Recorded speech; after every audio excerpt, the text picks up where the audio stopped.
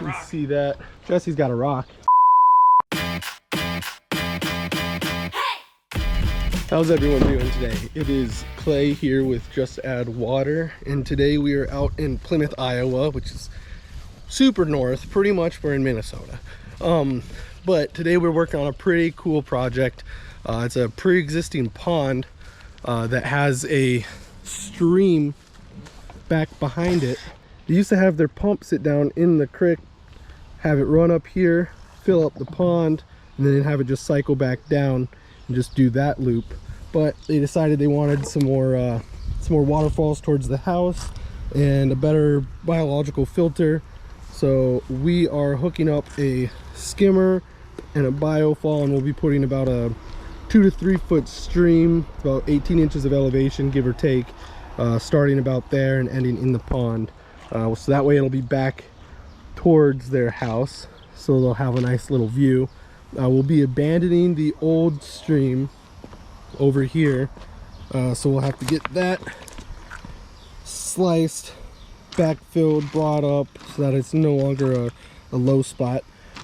One of the things that they really liked about this old one, this old stream, was that they had this kind of pooling area here that the birds would come down into. They'd drink, they'd eat, all that. So that's going to be something we're going to try to reincorporate into this new stream. Is a nice pooling area, something with some slower water movement off to the side, a little bit deeper, so that the birds can come in and take nice little baths. First things first, there is a hole. Water level had been dropping. We came through, water level had maintained level for a while, so we kind of knew where to look, and we found this patch right there that looks like it has failed. So that'll be the first thing we do, is we'll get that fixed, and then we'll inspect the liner for more holes, just in case. Because lesson number one with leak detecting, just because you find one leak doesn't mean you found all of them.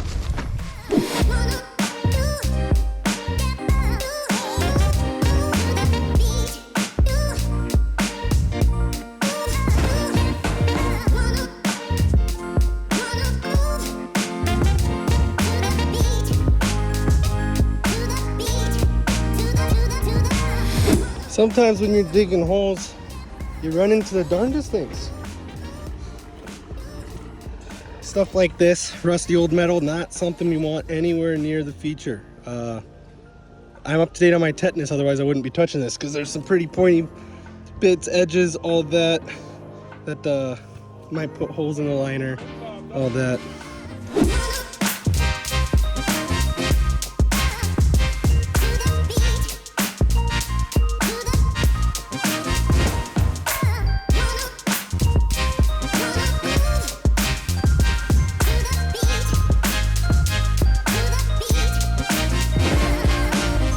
Alright, for anyone that's been wondering how we attach our streamliner to the pond liner when we're doing jobs like this, the answer is we don't. What we do is a bit of a flop, is what we call it. So essentially, we take the old pond liner and we put a brand new streamliner over top of it, and then we'll come through and we will backfill. We'll flop all this over, we'll backfill up against it, but we'll make sure that the pond liner is going to be all the way up at least 6 inches above water level. That way, if water ever did somehow magically escape underneath this flop, water would have to be 6 inches higher, which when we do our cutting and tucking, we make sure that our liner is at least 4 to 5 inches above. So that way it's more than likely to escape over the pond liner there than it is here, honestly. I don't know why I said honestly, but I said honestly.